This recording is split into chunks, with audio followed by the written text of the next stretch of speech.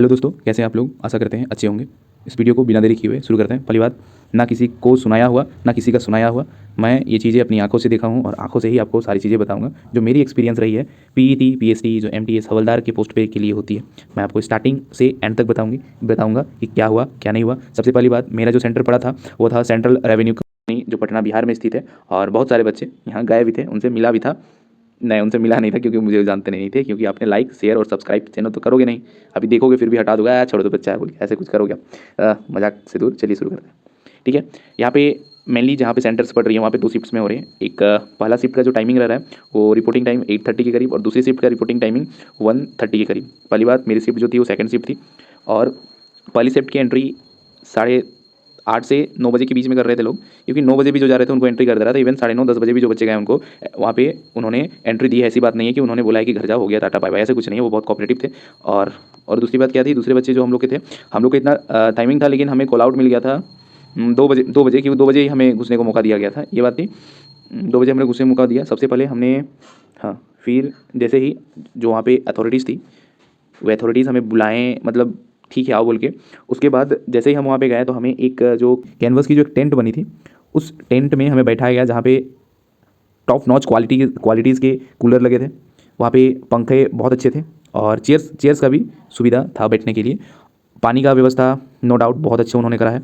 और हमें वहाँ मतलब इस कैनवस में स्टैंड में बैठाया गया। टेंट में बैठाने के बाद हमें डिक्टेट किया गया कि आपके डॉक्यूमेंट क्या क्या लगेंगे, आप कॉन्सेंट्रेट कीजिएगा यहाँ पे, ताकि हमें ज़्यादा परेशान ना हो रहे। और उन्होंने कहा कि कॉपरेट जरूर कीजिएगा हम लोग के साथ, कभी हम आप जो है सफल कर पाएंगे। यहाँ पे करते हैं सबसे पहले डॉक्यूमेंट की बात। डॉक्यूमेंट की, जैसे कि सबको पता होगा, एडमिट कार्ड में उन्होंने दिया भी होगा कि, सॉरी हाँ, एडमिट कार्ड में भी दिया था, और जो ईमेल आया था उसमें भी उन्होंने मेंशन करा था कि आपको क्या क्या डॉक्यूमेंट चाहिए। आपको चाहिए एडमिट कार्ड, पीटी पीएसटी का 10th के मार्कशीट, 12 के मार्कशीट और ग्रेजुएशन के मार्कशीट आपको चाहिए, वो भी ओरिजिनल, और उसके साथ साथ आप जेरोक्स ले जाओगे। उसके बाद आपको चाहिए एक आधार कार्ड, आधार कार्ड के साथ दो फोटोज़ यदि आप किसी रिजर्वेशन में, लाइक एसटी एससी या ओबीसी ईडब्ल्यूएस में है, या तो फिजिकली डिसेबल पर्सन है, तो आप उसके लिए जो आपका डॉक्यूमेंट बना है, वेरीफाइड डॉक्यूमेंट, वो आप जरूर जमा करा दें वहाँ पे। और आप उसका जेरोक्स भी लेके जाएं। मतलब आप कहने का मतलब, यदि जो भी आप ओरिजिनल डॉक्यूमेंट ले जा रहे हैं उसके साथ साथ आप उनका सारा का जेरोक्स भी ले जाएं।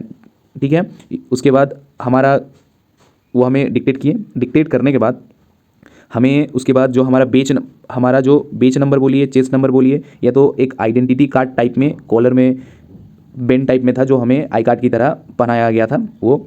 फिर 10 या 15 के बीच का जो ग्रुप बनाए बच्चों को बुलाया जा रहा था, उसी के प्रोसीजर से हमें आगे भेजा जा रहा था। उसके साइड में एक हम लोग का और एक टेंट बना था उसके रोड के दूसरे साइड था। और उस टेंट में वहाँ पे वेरिफिकेशन चल रहा था, जो डॉक्यूमेंट आप लेके दे रहे थे। वहाँ पे कुछ नहीं था। वहाँ पे जो आपको क्या क्या फील करना है मैं बता रहा हूँ। जो चीज़ आपने एग्ज़ाम लिखने के टाइम आपने जो CBT 1 दिया था, CBT एग्ज़ाम देने के समय जो भी आप फिलअप कर रहे थे, लाइक वहाँ पे जो डिक्लेरेशन था वो आप भर रहे थे, वहाँ पे जो साइन किया जा रहा था, वहाँ पे जो लेफ्ट हैंड थंब इम्प्रेशन दिया जा रहा था, उसके बाद father mother phone number address और ईमेल आईडी, ये सब जो फिल करना पड़ता है, वही सब चीज़ें वहाँ पे भी था। और एक चीज़ और मेंशन कर रहा था, जिसमें 2 फोटोज़ चाहिए थी। 2 फोटोज़ के पीछे में आप अपना नाम लिख दीजिएगा, क्योंकि वो स्टेपल करते हैं। और यदि बाई चांस यदि आपका वहाँ पे कुछ गिर जाता है या तो कहीं उखड़ जाता है, तो नाम देख के आपको वो पेस्ट कर देंगे, इसीलिए थोड़ा सा उसको ध्यान दीजिएगा। वहाँ पे ऐसे आपको बता दिया जाएगा, लेकिन मैंने बताया पहला टेंट के बाद दूसरे टेंट भेजा गया। दूसरे टेंट में जो डॉक्यूमेंट वेरिफिकेशन हो रहा था वो काम हुआ। उसी टेंट में हमें हाइट मेजरमेंट, सबसे पहले तो भाई कपड़ा खुलवाते हो ऊपर पर्सन का, बस लड़का का, ठीक है, आप इस पे ध्यान दीजिएगा, ज़्यादा दिमाग मत लगाइएगा।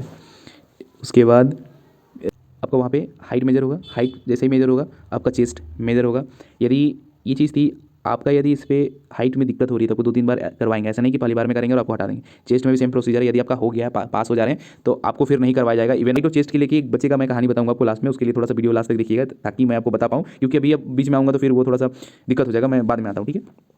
उसके बाद क्या होता है, ये होने के बाद यहाँ पे जो बच्चे का पहले हो जाता है उनको क्या बोलते हैं कि पहले आप लाइनअप कर लीजिए जाके, जो रोड में करवाया जा रहा है, जा रहा है वहाँ पे आपको लाइनअप करने बोलेंगे। और जैसे ही ग्रुप बन जाएंगे, जितने का भी ग्रुप, उनका ऐसा नहीं हो। और एक चीज़, जैसे कि इंड्योरेंस के लिए कितने ग्रुप चाहिए, ऐसा कोई ग्रुप नहीं है। मतलब किसी को 30 में भी दौड़ा देते हैं, किसी को 40 में भी, और किसी को 50 में भी दौड़ा दे रहे हैं। तो इसमें ज़्यादा कुछ होता नहीं, क्योंकि आप जो आगे रहेगा, देखो जो आगे रहेगा उसको 10 सेकंड का लीड रहेगा, और जो पीछे रहेगा 20 सेकंड का लीड रहेगा। तो आप इसमें यदि नेक्स्ट डे आपका एग्जाम है तो आप ज़्यादा टेंशन मत लीजिएगा। वहाँ पे जितने भी आपको, सब कोई जितने भी हैं, आपको पास करने के लिए ही वो सोचेंगे। फेल के लिए तो वो लोग, मतलब मान के चलिए फेल के लिए वो लोग सोचते ही नहीं है। कि समय जब मैं गया वहाँ पे एक बच्चे का 157 हाइट था, सॉरी 156.5 था, उन्होंने ये देख लिया कि 0.5 इसका मिस्टेक है, तो उन्होंने हायर अथॉरिटी को ये बोला कि सर इसका देखिए ना ये फेल हो जाएगा, जाके आप थोड़ा इसको दूसरे बार मेजरमेंट करवा दीजिए। तो उन्होंने क्या किया, इतने कोऑपरेटिव थे वो उसको दूसरे बार ले गए और उस बच्चे का फिर से उन्होंने करवाया, और उस बच्चा ये बोला था कि सर मेरा ज़्यादा था लेकिन मैं वहाँ पे सुना नहीं, शायद उन्होंने गलत लिख दिया, तो उनको जाके फिर से वो कवर अप करवा दिए। इसलिए आपको भी ऐसे डाउट लगे और यदि 0.5 0.2 से आप छट रहे होंगे तो आपका हो जाएगा। यदि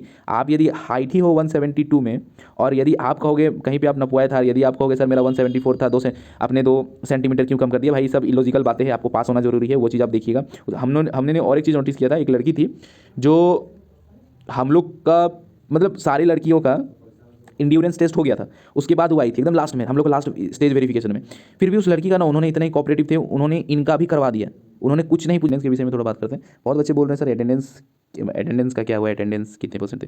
भाई यदि मैंने वहाँ पे कोई ग्रुप तो हमें कोई बताया नहीं, लेकिन वहाँ पे एक चीज़ कॉमन था कि वहाँ पे जो अटेंडेंस थी सेकंड शिफ्ट की टोटल स्ट्रेंथ 250 थी, और 250 में ज़्यादा बच्चे नहीं थे भाई, हमें ऐसा लग रहा था कि 40 से 50 बच्चे ही एबसेंट होंगे, इतने ही बच्चे। आप अब खुद इनका निकाल लो, यदि उससे निकलेगा 5 to 20% का एबसेंटीज है, मतलब 80% आप प्रेजेंट बच्चे हो रहे हैं, 80% का।